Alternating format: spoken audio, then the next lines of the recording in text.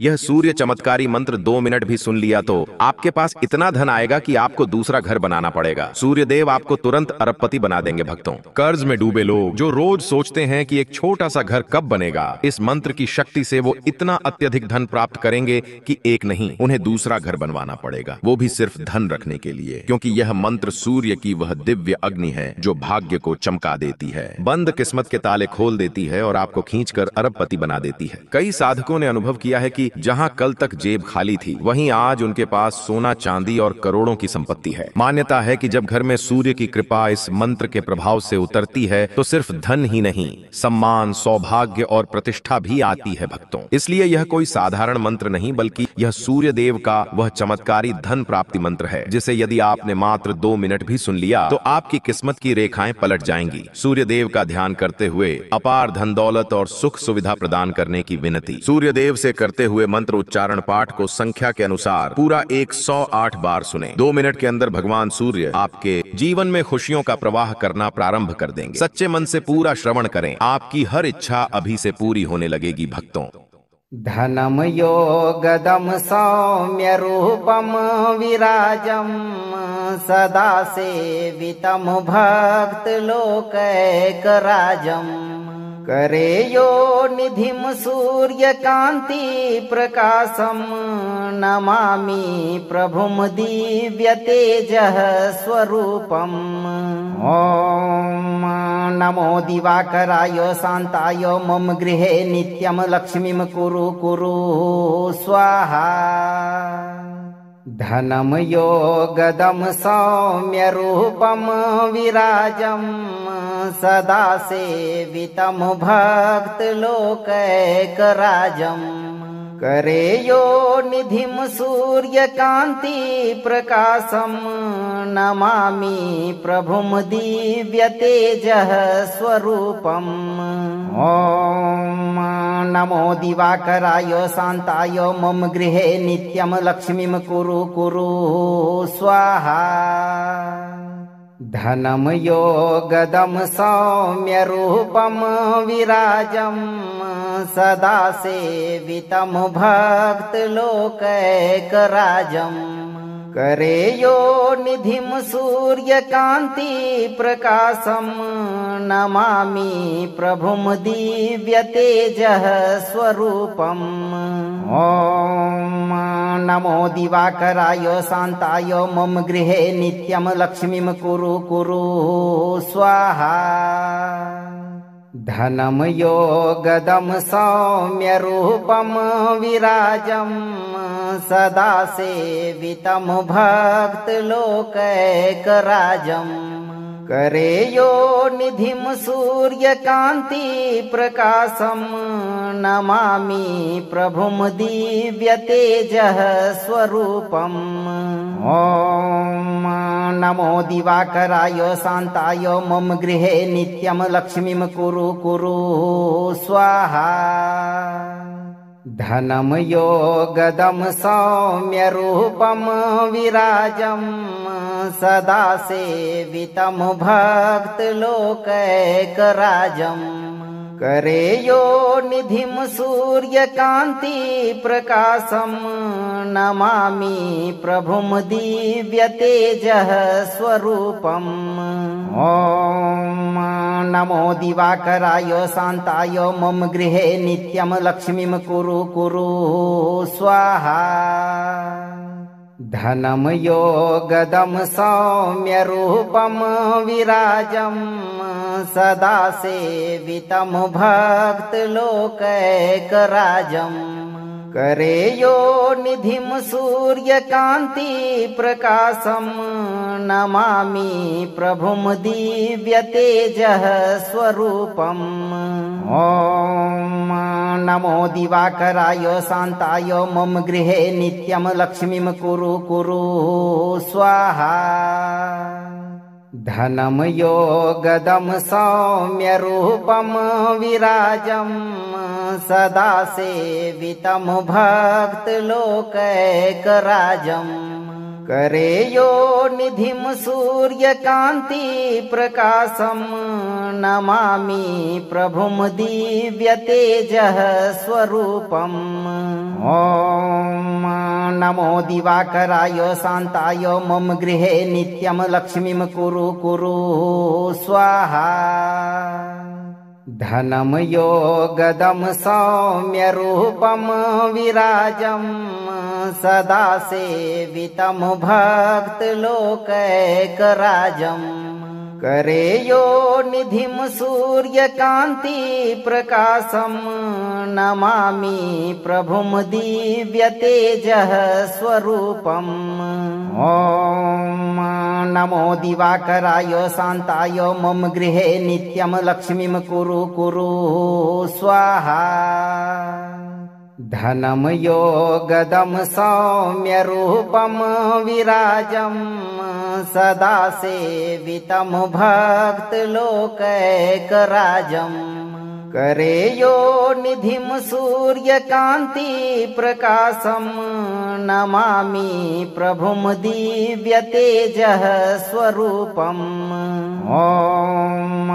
नमो दिवाकराय शान्ताय मम गृहे नित्यं लक्ष्मीं कुरु कुरु स्वाहा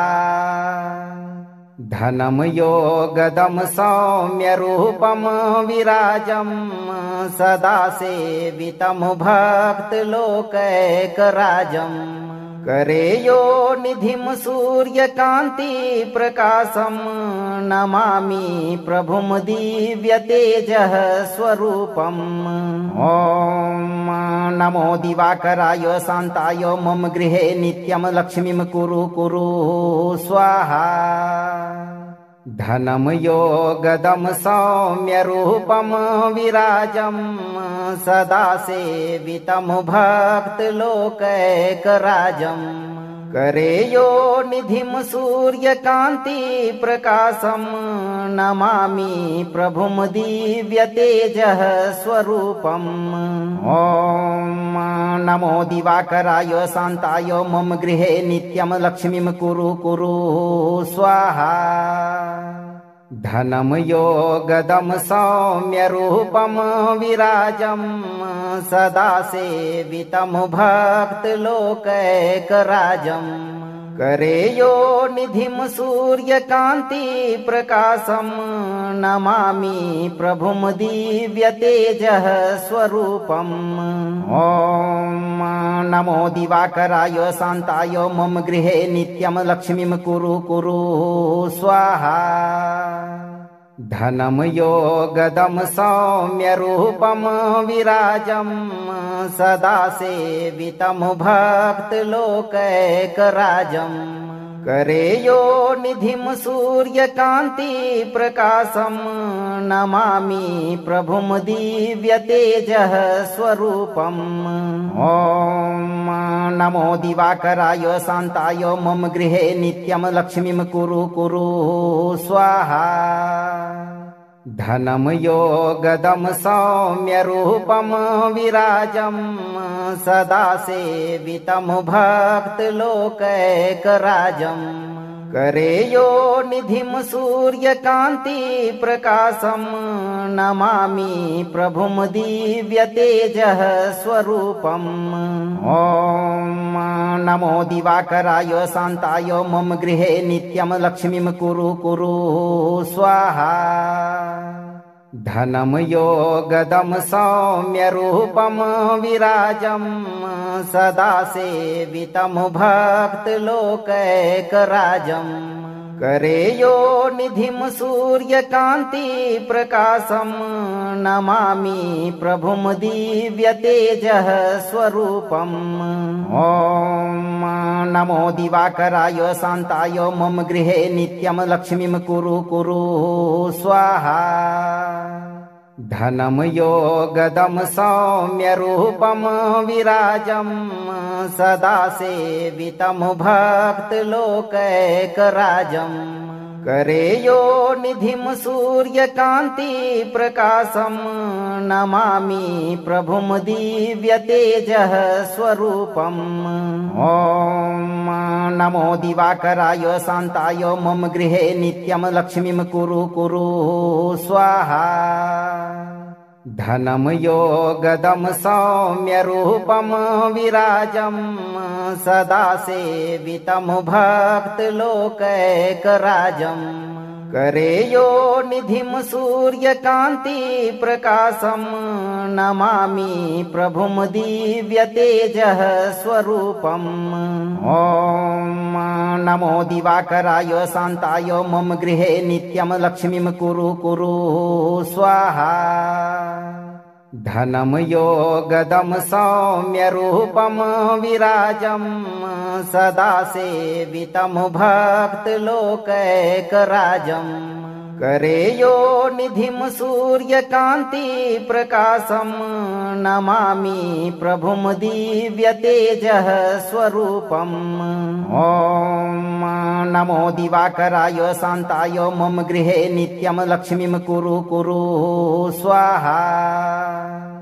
धनं योगदं सौम्यरूपं विराजं सदा सेवितं भक्तलोकैकराजम्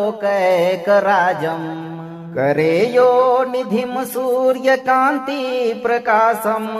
नमामि प्रभुं दिव्यतेजः स्वरूपम् ॐ नमो दिवाकराय शान्ताय मम गृहे नित्यं लक्ष्मीं कुरु कुरु स्वाहा धनं योगदं सौम्यरूपं विराजं सदा सेवितं भक्तलोकैकराजम् करेयो निधिं सूर्यकान्ति प्रकाशं नमामि प्रभुं दिव्यतेजः स्वरूपम् ॐ नमो दिवाकराय शान्ताय मम गृहे नित्यं लक्ष्मीं कुरु कुरु स्वाहा धनं योगदं सौम्यरूपं विराजं सदा सेवितं भक्तलोकैकराजम् करेयो निधिं सूर्यकान्ति प्रकाशं नमामि प्रभुं दिव्यतेजः स्वरूपम् ॐ नमो दिवाकराय शान्ताय मम गृहे नित्यं लक्ष्मीं कुरु कुरु स्वाहा धनं योगदं सौम्यरूपं विराजं सदा सेवितं भक्तलोकैकराजम् करेयो निधिं सूर्यकान्ति प्रकाशं नमामि प्रभुं दिव्यतेजः स्वरूपम् ॐ नमो दिवाकराय शान्ताय मम गृहे नित्यं लक्ष्मीं कुरु कुरु स्वाहा धनं योगदं सौम्यरूपं विराजं सदा सेवितं भक्तलोकैकराजम् करेयो निधिं सूर्यकान्ति प्रकाशं नमामि प्रभुं दिव्यतेजः स्वरूपम् ॐ नमो दिवाकराय शान्ताय मम गृहे नित्यं लक्ष्मीं कुरु कुरु स्वाहा धनं योगदं सौम्यरूपं विराजं सदा सेवितं भक्तलोकैकराजम्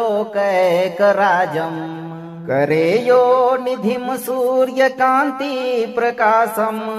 नमामि प्रभुं दिव्यतेजः स्वरूपम् ॐ नमो दिवाकराय शान्ताय मम गृहे नित्यं लक्ष्मीं कुरु कुरु स्वाहा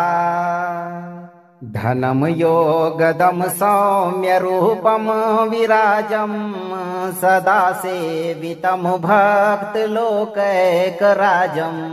करेयो निधिं सूर्यकान्ति प्रकाशं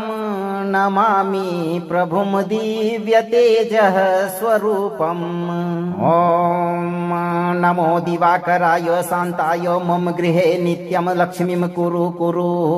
स्वाहा धनं योगदं सौम्यरूपं विराजं सदा सेवितं भक्तलोकैकराजम् करे यो निधिं सूर्यकान्ति प्रकाशं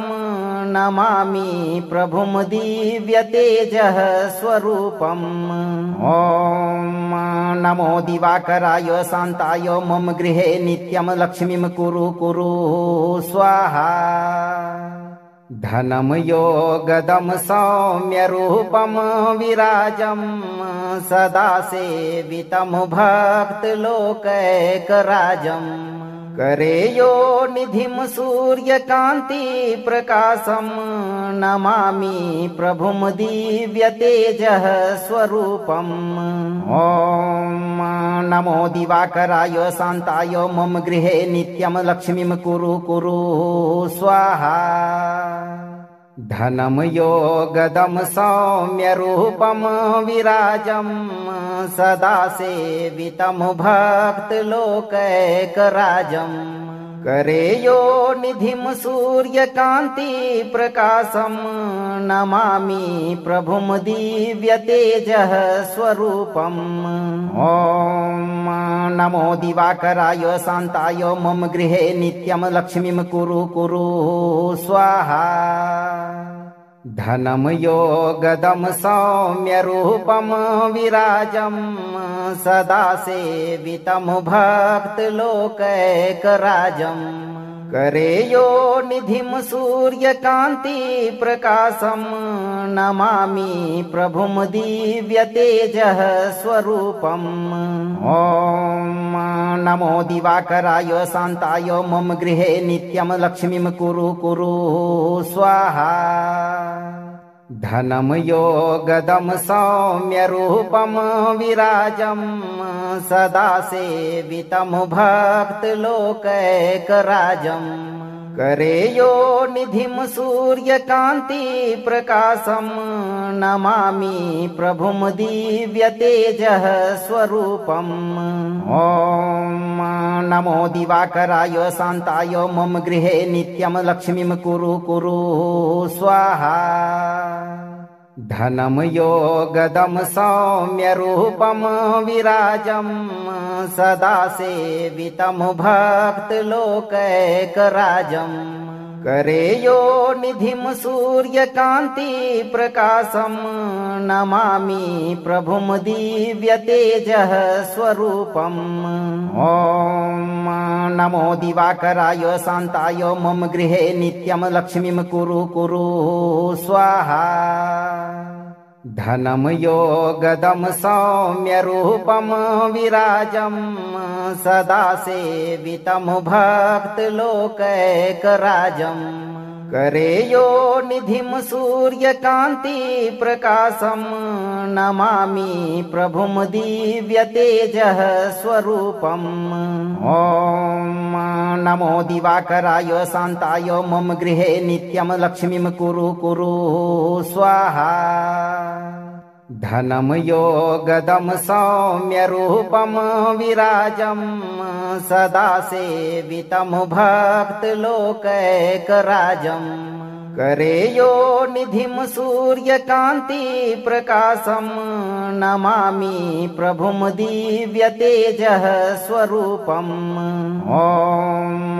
नमो दिवाकराय शान्ताय मम गृहे नित्यं लक्ष्मीं कुरु कुरु स्वाहा धनं योगदं सौम्यरूपं विराजं सदा सेवितं भक्तलोकैकराजम् करे यो निधिं सूर्यकान्ति प्रकाशं नमामि प्रभुं दिव्यतेजः स्वरूपम् ॐ नमो दिवाकराय शान्ताय मम गृहे नित्यं लक्ष्मीं कुरु कुरु स्वाहा धनं योगदं सौम्यरूपं विराजं सदा सेवितं भक्तलोकैकराजम् करेयो निधिं सूर्यकान्ति प्रकाशं नमामि प्रभुं दिव्यतेजः स्वरूपम् ॐ नमो दिवाकराय शान्ताय मम गृहे नित्यं लक्ष्मीं कुरु कुरु स्वाहा धनं योगदं सौम्यरूपं विराजं सदा सेवितं भक्तलोकैकराजम् करेयो निधिं सूर्यकान्ति प्रकाशं नमामि प्रभुं दिव्यतेजः स्वरूपम् ॐ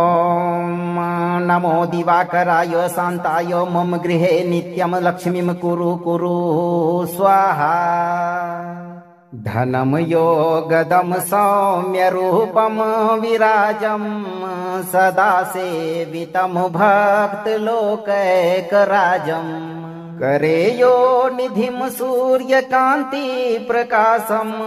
नमामि प्रभुं दिव्यतेजः स्वरूपम् ॐ नमो दिवाकराय शान्ताय मम गृहे नित्यं लक्ष्मीं कुरु कुरु स्वाहा धनं योगदं सौम्यरूपं विराजं सदा सेवितं भक्तलोकैकराजम्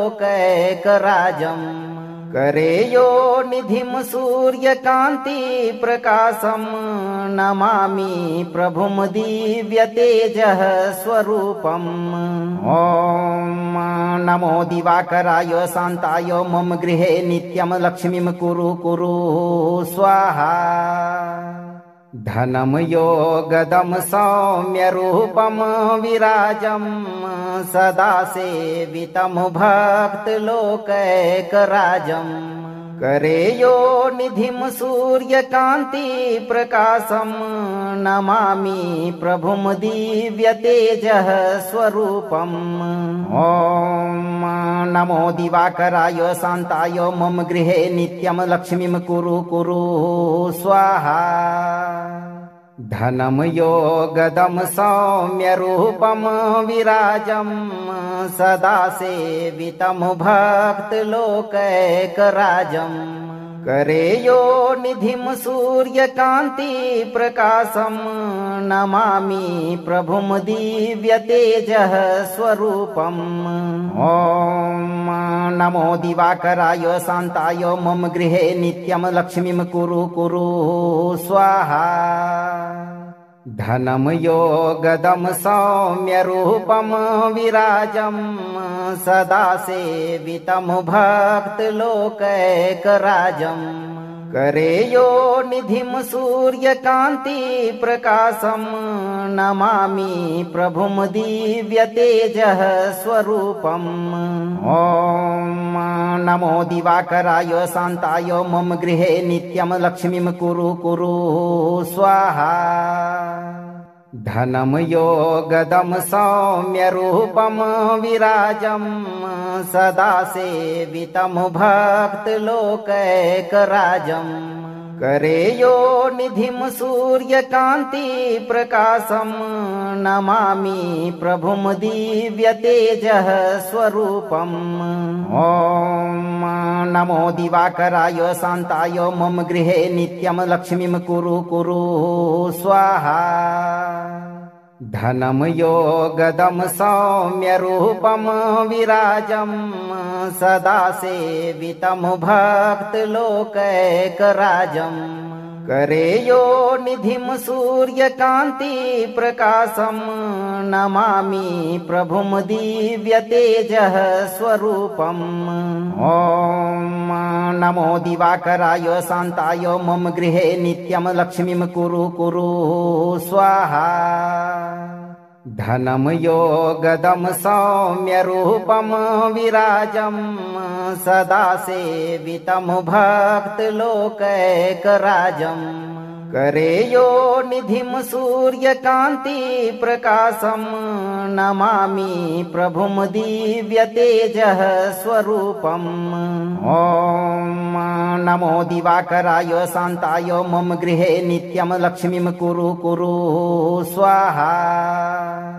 धनं योगदं सौम्यरूपं विराजं सदा सेवितं भक्तलोकैकराजम् करे यो निधिं सूर्यकान्ति प्रकाशं नमामि प्रभुं दिव्यतेजः स्वरूपम् ॐ नमो दिवाकराय शान्ताय मम गृहे नित्यं लक्ष्मीं कुरु कुरु स्वाहा धनं योगदं सौम्यरूपं विराजं सदा सेवितं भक्तलोकैकराजम् करे यो निधिं सूर्यकान्ति प्रकाशं नमामि प्रभुं दिव्यतेजः स्वरूपम् ॐ नमो दिवाकराय शान्ताय मम गृहे नित्यं लक्ष्मीं कुरु कुरु स्वाहा धनं योगदं सौम्यरूपं विराजं सदा सेवितं भक्तलोकैकराजम् करे यो निधिं सूर्यकान्ति प्रकाशं नमामि प्रभुं दिव्यतेजः स्वरूपम् ॐ नमो दिवाकराय शान्ताय मम गृहे नित्यं लक्ष्मीं कुरु कुरु स्वाहा धनं योगदं सौम्यरूपं विराजं सदा सेवितं भक्तलोकैकराजम् करे यो निधिं सूर्यकान्ति प्रकाशं नमामि प्रभुं दिव्यतेजः स्वरूपम् ॐ नमो दिवाकराय शान्ताय मम गृहे नित्यं लक्ष्मीं कुरु कुरु स्वाहा धनं योगदं सौम्यरूपं विराजं सदा सेवितं भक्तलोकैकराजम् करे यो निधिं सूर्यकान्ति प्रकाशं नमामि प्रभुं दिव्यतेजः स्वरूपम् ॐ नमो दिवाकराय शान्ताय मम गृहे नित्यं लक्ष्मीं कुरु कुरु स्वाहा धनं योगदं सौम्यरूपं विराजं सदा सेवितं भक्तलोकैकराजम् करे यो निधिं सूर्यकान्ति प्रकाशं नमामि प्रभुं दिव्यतेजः स्वरूपम् ॐ नमो दिवाकराय शान्ताय मम गृहे नित्यं लक्ष्मीं कुरु कुरु स्वाहा धनं योगदं सौम्यरूपं विराजं सदा सेवितं भक्तलोकैकराजम् करे यो निधिं सूर्यकान्ति प्रकाशं नमामि प्रभुं दिव्यतेजः स्वरूपम् ॐ नमो दिवाकराय शान्ताय मम गृहे नित्यं लक्ष्मीं कुरु कुरु स्वाहा धनं योगदं सौम्यरूपं विराजं सदा सेवितं भक्तलोकैकराजम् करे यो निधिं सूर्यकान्ति प्रकाशं नमामि प्रभुं दिव्यतेजः स्वरूपम् ॐ नमो दिवाकराय शान्ताय मम गृहे नित्यं लक्ष्मीं कुरु कुरु स्वाहा धनं योगदं सौम्यरूपं विराजं सदा सेवितं भक्तलोकैकराजम् करे यो निधिं सूर्यकान्ति प्रकाशं नमामि प्रभुं दिव्यतेजः स्वरूपम् ॐ नमो दिवाकराय शान्ताय मम गृहे नित्यं लक्ष्मीं कुरु कुरु स्वाहा धनं योगदं सौम्यरूपं विराजं सदा सेवितं भक्तलोकैकराजम् करेयो निधिं सूर्यकान्ति प्रकाशं नमामि प्रभुं दिव्यतेजः स्वरूपम् ॐ नमो दिवाकराय शान्ताय मम गृहे नित्यं लक्ष्मीं कुरु कुरु स्वाहा धनं योगदं सौम्यरूपं विराजं सदा सेवितं भक्तलोकैकराजम् करेयो निधिं सूर्यकान्ति प्रकाशं नमामि प्रभुं दिव्यतेजः स्वरूपम् ॐ नमो दिवाकराय शान्ताय मम गृहे नित्यं लक्ष्मीं कुरु कुरु स्वाहा धनं योगदं सौम्यरूपं विराजं सदा सेवितं भक्तलोकैकराजम् करेयो निधिं सूर्यकान्ति प्रकाशं नमामि प्रभुं दिव्यतेजः स्वरूपम् ॐ नमो दिवाकराय शान्ताय मम गृहे नित्यं लक्ष्मीं कुरु कुरु स्वाहा धनं योगदं सौम्यरूपं विराजं सदा सेवितं भक्तलोकैकराजम् करेयो निधिं सूर्यकान्ति प्रकाशं नमामि प्रभुं दिव्यतेजः स्वरूपम् ॐ नमो दिवाकराय शान्ताय मम गृहे नित्यं लक्ष्मीं कुरु कुरु स्वाहा धनं योगदं सौम्यरूपं विराजं सदा सेवितं भक्तलोकैकराजम् करेयो निधिं सूर्यकान्ति प्रकाशं नमामि प्रभुं दिव्यतेजः स्वरूपम् ॐ नमो दिवाकराय शान्ताय मम गृहे नित्यं लक्ष्मीं कुरु कुरु स्वाहा धनं योगदं सौम्यरूपं विराजं सदा सेवितं भक्तलोकैकराजम् करेयो निधिं सूर्यकान्ति प्रकाशं नमामि प्रभुं दिव्यतेजः स्वरूपम् ॐ नमो दिवाकराय शान्ताय मम गृहे नित्यं लक्ष्मीं कुरु कुरु स्वाहा धनं योगदं सौम्यरूपं विराजं सदा सेवितं भक्तलोकैकराजम् करेयो निधिं सूर्यकान्ति प्रकाशं नमामि प्रभुं दिव्यतेजः स्वरूपम् ॐ नमो दिवाकराय शान्ताय मम गृहे नित्यं लक्ष्मीं कुरु कुरु स्वाहा धनं योगदं सौम्यरूपं विराजं सदा सेवितं भक्तलोकैकराजम् करेयो निधिं सूर्यकान्ति प्रकाशं नमामि प्रभुं दिव्यतेजः स्वरूपम् ॐ नमो दिवाकराय शान्ताय मम गृहे नित्यं लक्ष्मीं कुरु कुरु स्वाहा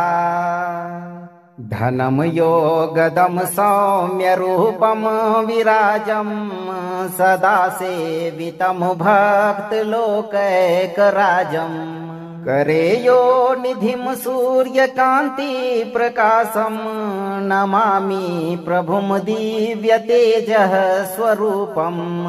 ॐ नमो दिवाकराय शान्ताय मम गृहे नित्यं लक्ष्मीं कुरु कुरु स्वाहा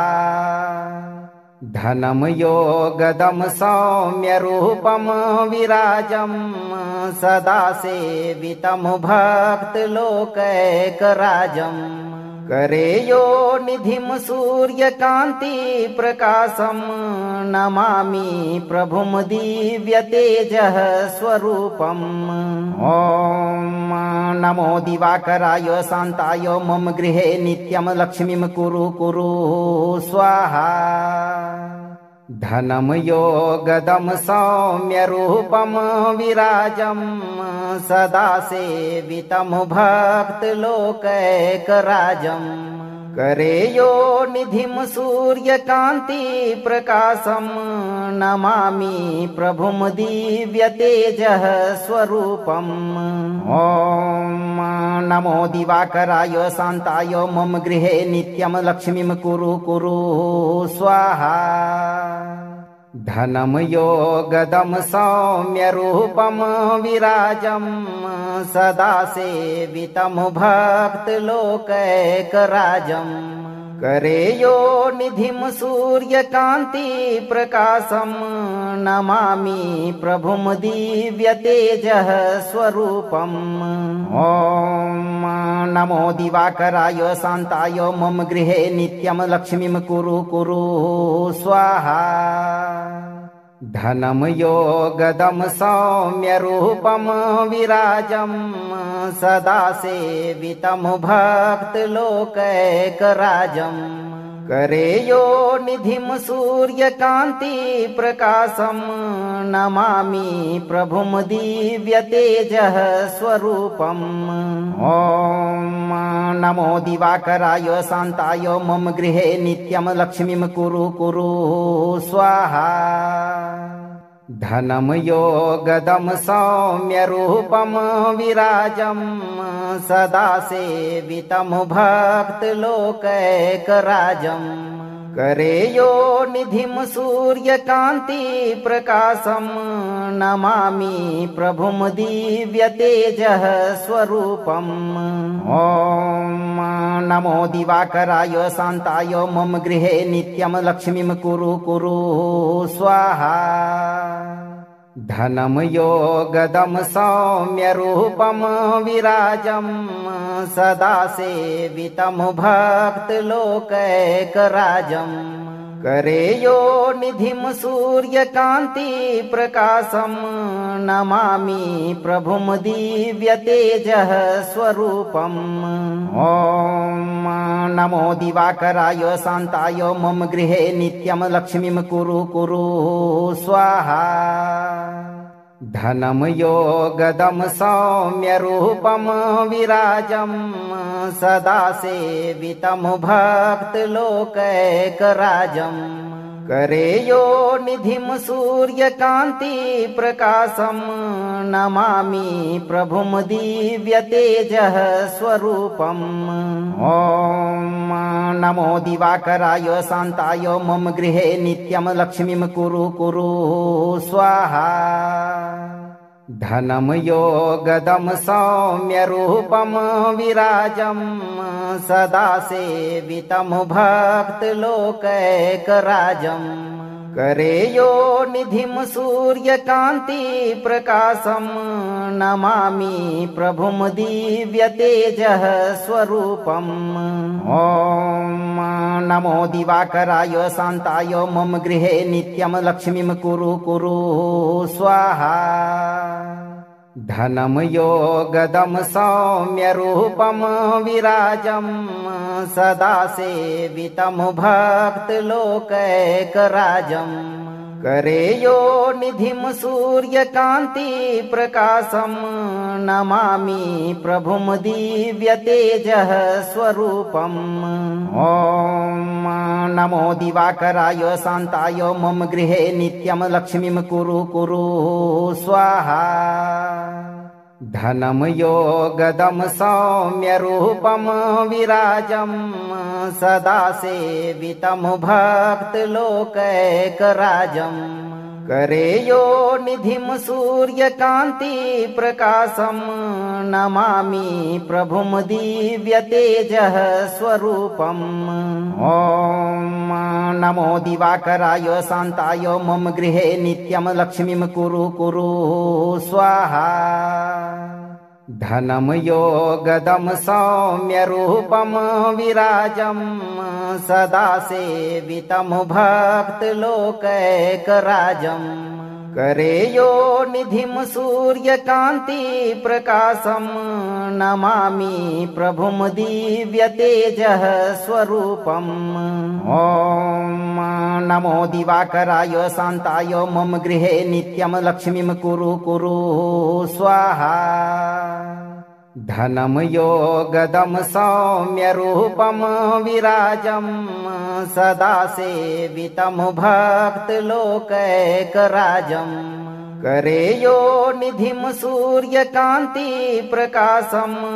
नमामि प्रभुं दिव्यतेजः स्वरूपम् ॐ नमो दिवाकराय शान्ताय मम गृहे नित्यं लक्ष्मीं कुरु कुरु स्वाहा धनं योगदं सौम्यरूपं विराजं सदा सेवितं भक्तलोकैकराजम् करे यो निधिं सूर्यकान्ति प्रकाशं नमामि प्रभुं दिव्यतेजः स्वरूपम्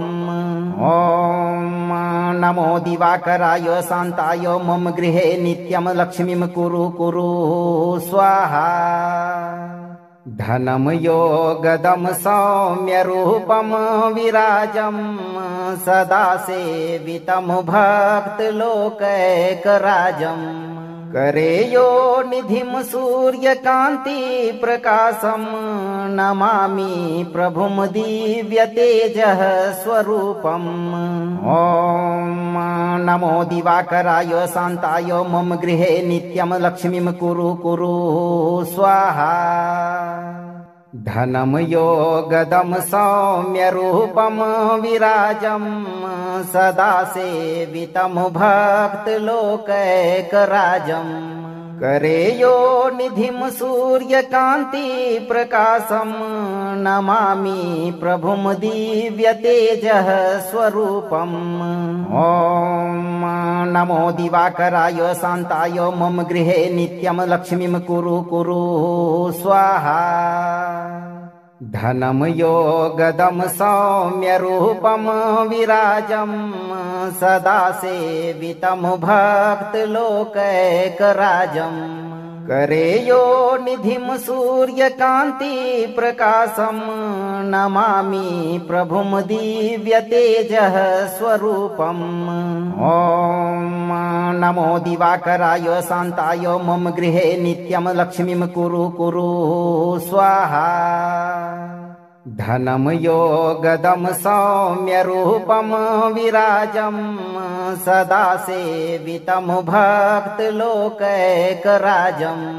करे यो निधिं सूर्यकान्ति प्रकाशं नमामि प्रभुं दिव्यतेजः स्वरूपम् ॐ नमो दिवाकराय शान्ताय मम गृहे नित्यं लक्ष्मीं कुरु कुरु स्वाहा धनं योगदं सौम्यरूपं विराजं सदा सेवितं भक्तलोकैकराजम् करे यो निधिं सूर्यकान्ति प्रकाशं नमामि प्रभुं दिव्यतेजः स्वरूपम् ॐ नमो दिवाकराय शान्ताय मम गृहे नित्यं लक्ष्मीं कुरु कुरु स्वाहा धनं योगदं सौम्यरूपं विराजं सदा सेवितं भक्तलोकैकराजम् करे यो निधिं सूर्यकान्ति प्रकाशं नमामि प्रभुं दिव्यतेजः स्वरूपम् ॐ नमो दिवाकराय शान्ताय मम गृहे नित्यं लक्ष्मीं कुरु कुरु स्वाहा धनं योगदं सौम्यरूपं विराजं सदा सेवितं भक्तलोकैकराजम् करे यो निधिं सूर्यकान्ति प्रकाशं नमामि प्रभुं दिव्यतेजः स्वरूपम् ॐ नमो दिवाकराय शान्ताय मम गृहे नित्यं लक्ष्मीं कुरु कुरु स्वाहा धनं योगदं सौम्यरूपं विराजं सदा सेवितं भक्तलोकैकराजम् करे यो निधिं सूर्यकान्ति प्रकाशं नमामि प्रभुं दिव्यतेजः स्वरूपम् ॐ नमो दिवाकराय शान्ताय मम गृहे नित्यं लक्ष्मीं कुरु कुरु स्वाहा धनं योगदं सौम्यरूपं विराजं सदा सेवितं भक्तलोकैकराजम् करे यो निधिं सूर्यकान्ति प्रकाशं नमामि प्रभुं दिव्यतेजः स्वरूपम् ॐ नमो दिवाकराय शान्ताय मम गृहे नित्यं लक्ष्मीं कुरु कुरु स्वाहा धनं योगदं सौम्यरूपं विराजं सदा सेवितं भक्तलोकैकराजम् करे यो निधिं सूर्यकान्ति प्रकाशं नमामि प्रभुं दिव्यतेजः स्वरूपम् ॐ नमो दिवाकराय शान्ताय मम गृहे नित्यं लक्ष्मीं कुरु कुरु स्वाहा धनं योगदं सौम्यरूपं विराजं सदा सेवितं भक्तलोकैकराजम् करे यो निधिं सूर्यकान्ति प्रकाशं नमामि प्रभुं दिव्यतेजः स्वरूपम् ॐ नमो दिवाकराय शान्ताय मम गृहे नित्यं लक्ष्मीं कुरु कुरु स्वाहा धनं योगदं सौम्यरूपं विराजं सदा सेवितं भक्तलोकैकराजम् करे यो निधिं सूर्यकान्ति प्रकाशं नमामि प्रभुं दिव्यतेजः स्वरूपम् ॐ नमो दिवाकराय शान्ताय मम गृहे नित्यं लक्ष्मीं कुरु कुरु स्वाहा धनं योगदं सौम्यरूपं विराजं सदा सेवितं भक्तलोकैकराजम् करे यो निधिं सूर्यकान्ति प्रकाशं नमामि प्रभुं दिव्यतेजः स्वरूपम् ॐ नमो दिवाकराय शान्ताय मम गृहे नित्यं लक्ष्मीं कुरु कुरु स्वाहा धनं योगदं सौम्यरूपं विराजं सदा सेवितं भक्तलोकैकराजम् करे यो निधिं सूर्यकान्ति प्रकाशं नमामि प्रभुं दिव्यतेजः स्वरूपम् ॐ नमो दिवाकराय शान्ताय मम गृहे नित्यं लक्ष्मीं कुरु कुरु स्वाहा धनं योगदं सौम्यरूपं विराजं सदा सेवितं भक्तलोकैकराजम् करे यो निधिं सूर्यकान्ति प्रकाशं नमामि प्रभुं दिव्यतेजः स्वरूपम् ॐ नमो दिवाकराय शान्ताय मम गृहे नित्यं लक्ष्मीं कुरु कुरु स्वाहा धनं योगदं सौम्यरूपं विराजं सदा सेवितं भक्तलोकैकराजम् करे यो निधिं सूर्यकान्ति प्रकाशं नमामि प्रभुं दिव्यतेजः स्वरूपम् ॐ नमो दिवाकराय शान्ताय मम गृहे नित्यं लक्ष्मीं कुरु कुरु स्वाहा धनं योगदं सौम्यरूपं विराजं सदा सेवितं भक्तलोकैकराजम्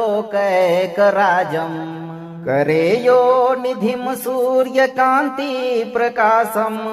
नमामि प्रभुं दिव्यतेजः स्वरूपम् ॐ नमो दिवाकराय शान्ताय मम गृहे नित्यं लक्ष्मीं कुरु कुरु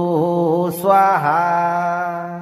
धनं योगदं सौम्यरूपं विराजं सदा सेवितं भक्तलोकैकराजम्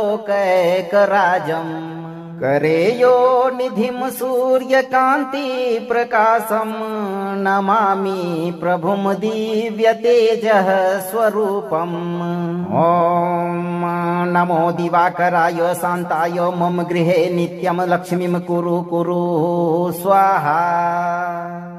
धनं योगदं सौम्यरूपं विराजं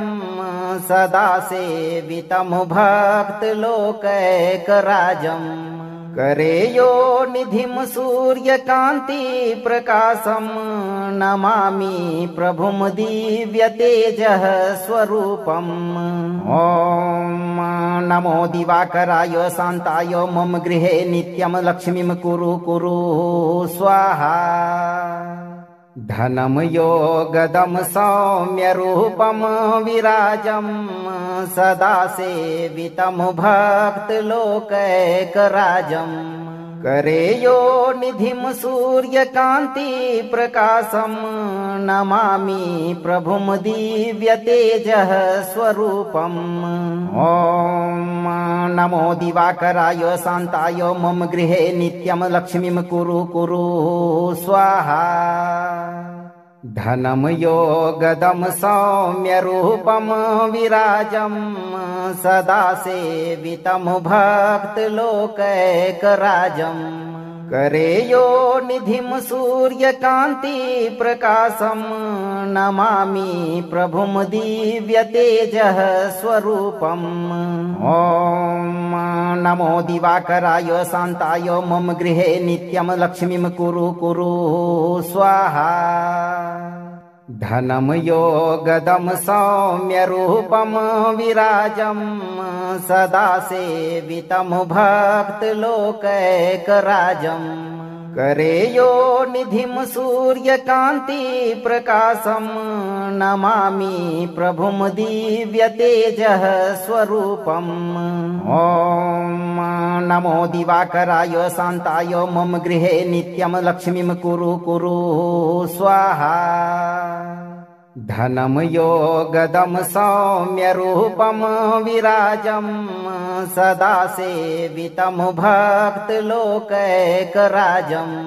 करे यो निधिं सूर्यकान्ति प्रकाशं नमामि प्रभुं दिव्यतेजः स्वरूपम् ॐ नमो दिवाकराय शान्ताय मम गृहे नित्यं लक्ष्मीं कुरु कुरु स्वाहा धनं योगदं सौम्यरूपं विराजं सदा सेवितं भक्तलोकैकराजम्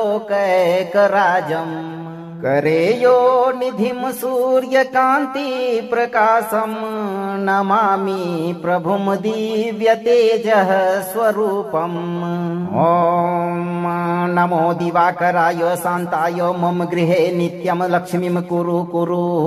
स्वाहा धनं योगदं सौम्यरूपं विराजं सदा सेवितं भक्तलोकैकराजम् करे यो निधिं सूर्यकान्ति प्रकाशं नमामि प्रभुं दिव्यतेजः स्वरूपम् ॐ नमो दिवाकराय शान्ताय मम गृहे नित्यं लक्ष्मीं कुरु कुरु स्वाहा धनं योगदं सौम्यरूपं विराजं सदा सेवितं भक्तलोकैकराजम् करे यो निधिं सूर्यकान्ति प्रकाशं नमामि प्रभुं दिव्यतेजः स्वरूपम् ॐ नमो दिवाकराय शान्ताय मम गृहे नित्यं लक्ष्मीं कुरु कुरु स्वाहा धनं योगदं सौम्यरूपं विराजं सदा सेवितं भक्तलोकैकराजम् करे यो निधिं सूर्यकान्ति प्रकाशं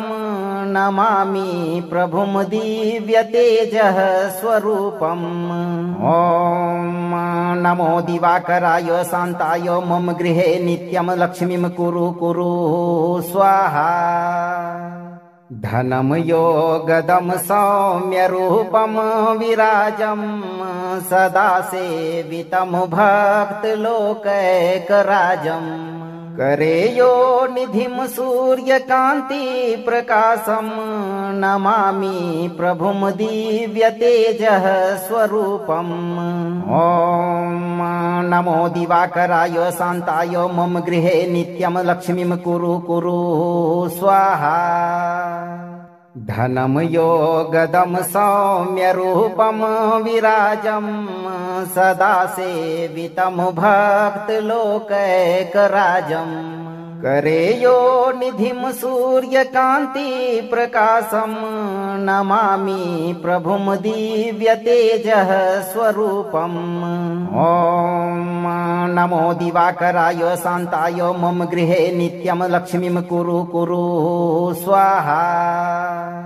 धनं योगदं सौम्यरूपं विराजं सदा सेवितं भक्तलोकैकराजम् करे यो निधिं सूर्यकान्ति प्रकाशं नमामि प्रभुं दिव्यतेजः स्वरूपम्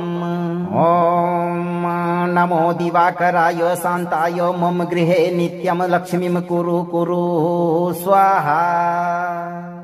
धनं योगदं सौम्यरूपं विराजं सदा सेवितं भक्तलोकैकराजम् करे यो निधिं सूर्यकान्ति प्रकाशं नमामि प्रभुं दिव्यतेजः स्वरूपम् ॐ नमो दिवाकराय शान्ताय मम गृहे नित्यं लक्ष्मीं कुरु कुरु स्वाहा धनं योगदं सौम्यरूपं विराजं सदा सेवितं भक्तलोकैकराजम् करे यो निधिं सूर्यकान्ति प्रकाशं नमामि प्रभुं दिव्यतेजः स्वरूपम् ॐ नमो दिवाकराय शान्ताय मम गृहे नित्यं लक्ष्मीं कुरु कुरु स्वाहा धनं योगदं सौम्यरूपं विराजं सदा सेवितं भक्तलोकैकराजम् करे यो निधिं सूर्यकान्ति प्रकाशं नमामि प्रभुं दिव्यतेजः स्वरूपम् ॐ नमो दिवाकराय शान्ताय मम गृहे नित्यं लक्ष्मीं कुरु कुरु स्वाहा अगर आपको यह मंत्र प्रभावी लगा हो तो मंत्र को लाइक करें, दोस्तों को शेयर करें और चैनल को सब्सक्राइब करते समय दरबार की घंटी एक बार जरूर बजा दें। भक्तों, धैर्य रखें और सही कर्म करते रहें। भगवान सूर्य की कृपा से आपकी सभी मनोकामनाओं की पूर्ति बहुत जल्द होगी। भक्तों।